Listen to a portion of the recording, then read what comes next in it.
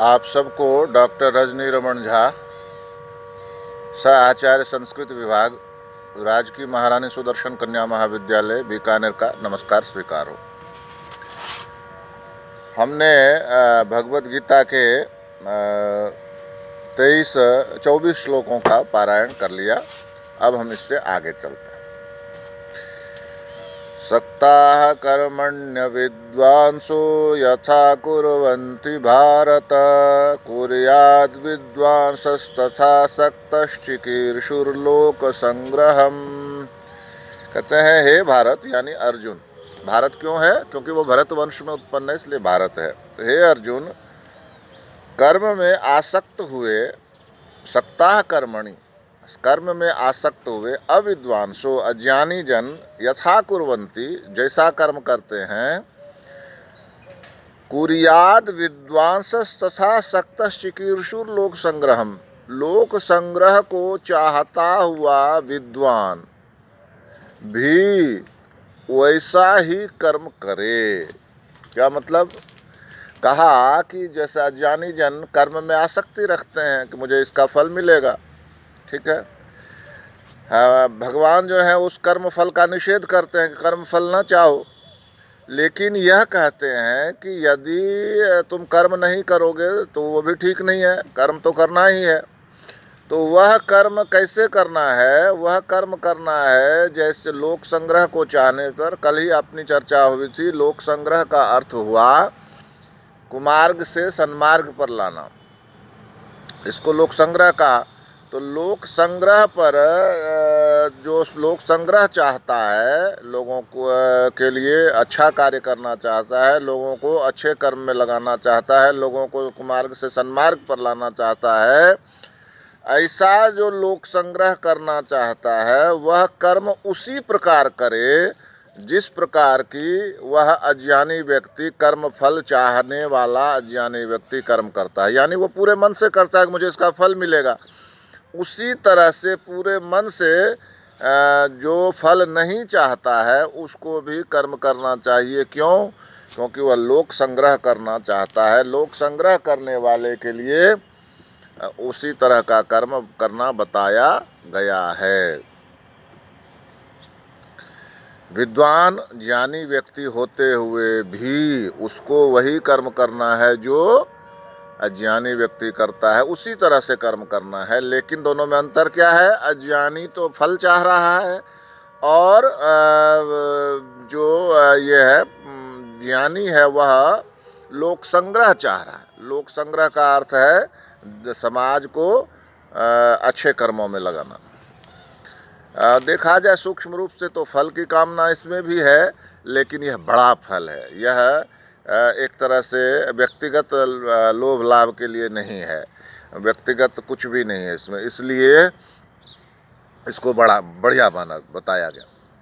आगे कहते हैं, न बुद्धि भेदम जनेत दज्यानाम कर्म संगिनाम, जोशयेत सर्वकर्माणि विद्वान युक्तः समाचरन्। जो विद्वान है और युक्त है, युक्त मतलब जो अपने आप को समझता है, अपने आप में अपने स्वरूप को समझता है। तो जो विद्वान है और अपने स्वरूप को समझता है वह शास्त्र विहित कर्मों में आसक्ति वाले अज्ञानियों की बुद्धि में भ्रम अर्थात कर्मों में अश्रद्धा उत्पन्न न करे। न बुद्धि भेदम जनयेद अज्ञानाम कर्म संगिनाम, जो कर्म में संगति रखते हैं यानी आसक्ति रखते हैं, ऐसे अज्ञानी व्यक्ति के की बुद्धि में भी भेद नहीं डाले। भेद नहीं डाले यानी अश्रद्धा उत्पन्न नहीं करे, यानी उसको कर्म करने दे, कर्म करने से उसको रोके नहीं। जोशयेत सर्वकर्माणि, अब क्या करे? उसके बाद उसको शास्त्र विहित कर्मों में जोड़े। पहली बात क्या कही कि जो विद्वान है, जो अपने स्वरूप में स्थित है, ऐसा वह विद्वान क्या करे? किसी कर्म करने वाले के की बुद्धि में भेद उत्पन्न न करे। कर्म करने वाले की बुद्धि में भेद उत्पन्न करना नहीं करना क्या हुआ कि यानी उसको कर्म से रोके नहीं। कर्म करने दे उसको। लेकिन क्या करे, जो शयेत सर्वकर्माणि, उसको शास्त्र विहित सभी प्रकार के कर्म उसको उसी प्रकार करवाए जैसे वह दूसरे कर्म करता है। यानी जो दूसरे कर्म है वो तो करने दे, और शास्त्र विहित कर्मों में उसको जोड़े। इससे क्या होगा, धीरे धीरे वह शास्त्र विहित कर्मों में रम जाएगा और जो निष्कर्म है उसमें लग जाएगा, और जो उसके अज्ञान से जनित सकाम कर्म है उससे वह धीरे धीरे दूर हो जाएगा। यह इसके उसके साथ एक अच्छी बात हो जाएगी। अब क्या कहते हैं, प्रकृति क्रियमाणानि गुणैः कर्माणि सर्वशः अहंकार विमूढ़ात्मा कर्ताहमिति मन्यते। कि प्रकृति क्रियमाणानि, वास्तव में कर्म सब प्रकार से प्रकृति के तीनों गुणों के द्वारा किए जाते हैं। प्रकृति गुणैः क्रियमाणानि कर्माणि, प्रकृति के जो तीन गुण हैं, सत्व है, रजस है और तमस है, इन्हीं के द्वारा ही सभी प्रकार से कर्म किए जाते हैं। कर्म अपने आप नहीं होते हैं, न कोई उनको करता है। कर्म किए जाते हैं प्रकृति के जो तीन गुण हैं, सत्व, रजस और तमस, इनके द्वारा ही कर्म किए जाते हैं। अहंकार विमूढ़ आत्मा, जो अहंकार से जो विमूढ़ हो गया है, मूर्ख बन गया है, विमूढ़ आत्मा, कर्ता हमिति मन्यते, वह अपने आप को कर्ता मानता है। जो अहंकार से जिसकी बुद्धि भ्रष्ट हो गई है, जो अहंकार के कारण से अपने आप को भूल गया है, वह अपने आप को कर्म का कर्ता मानता है। वस्तुतः वह कर्म जो है वह प्रकृति के तीन गुणों के द्वारा ही किए जाते हैं। और वे तीन गुण कौन हैं? सत्व, रजस और तमस। जैसे अभी मैं यह वीडियो बना रहा हूँ, आपको भेजूँगा, तो इसमें तीनों गुण शामिल हो सकते हैं। क्या? पहला सत्व गुण है, एक प्रकार का उल्लास है कि मैं वीडियो बनाऊँगा, मेरी छात्राएँ देखेंगी इसको। दूसरा रजस गुण है, ये जो वीडियो बना रहा हूँ। और तीसरा तमस गुण भी हो सकता है कि चलो कोई बात नहीं, अच्छा नहीं बना तो कोई नहीं, ठीक है, ऐसे ही भेज देते हैं, छात्राएं समझ जाएंगी, देख लेंगी। तो ये तमस गुण है, आलस्य। तो ये जो तीनों गुण हैं, ये तीनों गुण ही कर्म करवाते। यदि कोई यह समझता है कि मैं कर्म कर रहा हूँ, तो वह अहंकार से मूर्ख बना हुआ विमूढ़ आत्मा, अपने आप को भूला हुआ व्यक्ति है। वही अपने आप को कर्ता समझता है। वस्तुतः कर्ता वह होता नहीं है। कर्ता तो ये तीन गुण ही होते हैं, सत्व, रजस और तमस। आगे कहते हैं, तत्त्ववित्तु महाबाहो गुण कर्म विभागयो गुणा गुणेषु वर्तन्त इति मत्वा न सज्जते। कि हे महाबाहो अर्जुन, गुण विभाग और कर्म विभाग के तत्व को जानने वाला, गुण विभाग और कर्म विभाग के तत्व को जानने वाला, गुण कर्म विभागयो गुणा गुणेषु वर्तन्त, यह समझ जाता है कि गुण ही गुण में बरत रहे हैं, गुण ही गुण के प्रति कार्य कर रहे हैं। जैसे इसको फिर से मैं आपको इसी उदाहरण से समझाता हूँ। इति मत्वा न सज्जते, ऐसा जानकर वह आसक्त नहीं होता है। क्या कहा? कि गुण और कर्म के विभाग को समझ लेता है कि गुण कर्म करने वाला है और कर्म जो होता है वह कर्म है, इसको वह समझ लेता है। और वो तत्व को जानने वाला है, वह वास्तविक वस्तु को जानने वाला है। तो वह क्या करता है? वह यह समझ जाता है कि गुणा गुणेषु वर्तन्ते, गुण ही गुण में बरत रहे हैं, गुण गुण से अलग नहीं है। गुणा गुणेषु वर्तन्त, गुण ही गुण में बरत रहे हैं। इति मत्वा न सज्जन्ते, ऐसा जानकर वह आसक्त नहीं होता है। अब बात रही कि गुणा गुणेषु वर्तन्ते, ये क्या हुआ? तो जैसे कि मैंने आपको उदाहरण से बताया कि मैं मान लीजिए आपको वीडियो बनाकर भेज रहा हूँ कि मेरी छात्राएं पढ़ेंगी, इससे जानेंगे, सीखेंगी। तो 3 गुण बताया आपको।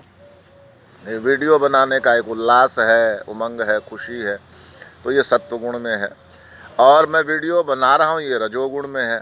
और बस ठीक है, जैसा बन गया अब इसको भेज देते हैं, यह तमोगुण है। तो तीनों गुण ने इस वीडियो को बनवाया। अब जो मेरा कर्म हुआ वह क्या हुआ? वीडियो बनाना। अब इस वीडियो बनाने में जो उसके बाद क्या हुआ, उसको मैंने आपको भेज दिया। तो भेजने के बाद आपने उसको देखा, और देखने के बाद 3 ही प्रतिक्रियाएं आपके अंदर आई। थोड़ी खुशी हुई कि चलो आज कुछ पढ़ने को मिल गया, यह प्रसन्नता हुई, यह सत्व गुण का काम हुआ। फिर आपने उसको देखा, समझने की कोशिश की, ये रजोगुण हुआ। और ठीक है, जितना सर ने भेज दिया ठीक है, अब इससे ज़्यादा अपने को क्या करना है, क्या लेना है, जितना पढ़ना था पढ़ लिया। ये जो आलस्य आया ये तमोगुण है। तो ये जो गुण मेरे वीडियो बनाने में थे, सत्वगुण, रजोगुण और तमोगुण, यही गुण आपके वीडियो देखने में है, सुनने में है। तो इसी को कहते हैं गुणा गुणेषु वर्तन्ते। गुण ही गुण में बरतता है, ऐसा जानकर वह व्यक्ति आसक्त नहीं होता है, कर्म में आसक्त नहीं होता है। वह यह समझ जाता है कि सत्वगुण, रजोगुण और तमोगुण, ये तीनों गुण जो हैं, ये आप जो भी कर्म कर रहे हैं वो उसी में कर रहे हैं, सत्वगुण, रजोगुण और तमोगुण में ही कर रहे हैं। इसलिए गुण ही गुण में बरत रहा है, मेरी कोई भूमिका ही नहीं है, ऐसा जानकर वह उसमें आसक्त नहीं होता है, उसके फल में आसक्त नहीं होता, क्योंकि मैंने तो कुछ किया ही नहीं। और जब मैंने कुछ किया ही नहीं तो मुझे फल क्यों मिलेगा? तो ऐसा समझकर वह फल की आसक्ति से दूर हो जाता है। प्रकृतेर गुण सम्मूढ़ा सज्जन्ते गुण कर्मसु तान तान कृष्ण विदो मंदान कृष्ण विन्न विचालयेत। प्रकृति के गुण से जो मोहित हो गया, सम्मूढ़ हो गया, मोहित हो गया, वे मनुष्य गुणों में और कर्मों में आसक्त रहते हैं। प्रकृति के गुण से सत्व, रजोगुण और तमोगुण, सत्वगुण, रजोगुण और तमोगुण से जो मोहित हो जाता है, विमूढ़ हो जाता है, अच्छा बुरा नहीं सोच पाता है, विवेक नष्ट हो जाता है जिसका, तो वह गुण और कर्म दोनों में आसक्त हो जाता है। आसक्त हो जाने का अर्थ क्या है? कि वह ये मानता है यह सत्व गुण मेरा है, यह रजोगुण मेरा है, यह तमोगुण मेरा है, तो इसमें उसकी आसक्ति हो जाती है। सज्जनते गुण कर्म से। और फिर वो जो कर्म करता है उसमें भी उसकी आसक्ति हो जाती है। जब गुणों में आसक्ति हो जाएगी तो कर्म में भी आसक्ति हो जाएगी, क्योंकि गुण के द्वारा ही कर्म हो रहे हैं। तो तान कृष्ण विदो मंदान कृष्ण विन्न विचाले। तो वह जो पूर्णतया तान अकृष्ण, जो संपूर्ण रूप से नहीं समझता है वस्तु को, मंद बुद्धि है, जो चीज़ों को सही ढंग से संपूर्ण रूप से नहीं समझता है, उसको कृष्ण विन्न विचालयेत। उसको संपूर्ण कृष्ण विन्न, जिसको जो संपूर्ण समझता है, न विचालयेत, उसको विचलित नहीं करे। यानी कि जो आसक्त है गुण और कर्म में, प्रकृति के गुणों से वह मोहित हो गया और गुण और कर्म में आसक्त हो गया, तो वह मंद हो गया, मंद बुद्धि समझा जाएगा दर्शन की दृष्टि से, गीता की दृष्टि से। लेकिन भगवान यहाँ यह कहते हैं कि अकृष्ण विद, यह भले ही वह सारी बातों को नहीं समझता हो, तो कृष्ण विद जो सारी बातों को समझता है, वह उस मूढ़ को, जो सारी बातों को नहीं समझता है, उसको विचलित न करे। वह यह ना कहे कि तू गलत कर रहा है, तुम्हें ऐसे नहीं करना चाहिए, तुम्हें फल की कामना नहीं करनी चाहिए, तुम गलत कर रहे हो। ये जो विचालिए, उसको उसके कर्म से विचलित नहीं करना चाहिए। यदि कर्म से विचलित कर देंगे तो कर्म बंद हो जाएगा, तो संसार ही उसी का समापन हो जाएगा। मान लीजिए हर व्यक्ति अपना काम छोड़ दे कि मैं तो कुछ नहीं करूँगा, मुझे तो क्या कोई फल मिलना नहीं, मैं तो करता ही नहीं हूँ, तो क्या होगा? सारी चीज़ें नष्ट हो जाएगी। जैसे अब मैं कहूँ कि भाई मैं तो भोजन क्यों करूँगा, मैं भोजन ये तो मैं करता ही नहीं हूँ, मैं भोजन न बनाने वाला न खाने वाला, भोजन करने वाला कोई और है, इसलिए मैं भोजन नहीं करता। तो भोजन नहीं करता तो क्या होगा? फिर मेरा शरीर समाप्त हो जाएगा। तो इसलिए यह कहते हैं कि जो सारी चीज़ों को नहीं समझता है उसको विचलित ना करे। कौन? जो सारी चीज़ों को समझता है। यह उसका कर्तव्य, उसको विचलित कर्म से विचलित करना नहीं है। तो इस प्रकार से हमने आज और कुछ श्लोकों का पारायण किया। आगे हम और इसका पारायण करेंगे। ये तीसरे अध्याय को पूरा करने के बाद ही कोई दूसरी पुस्तक हाथ में लेंगे। धन्यवाद।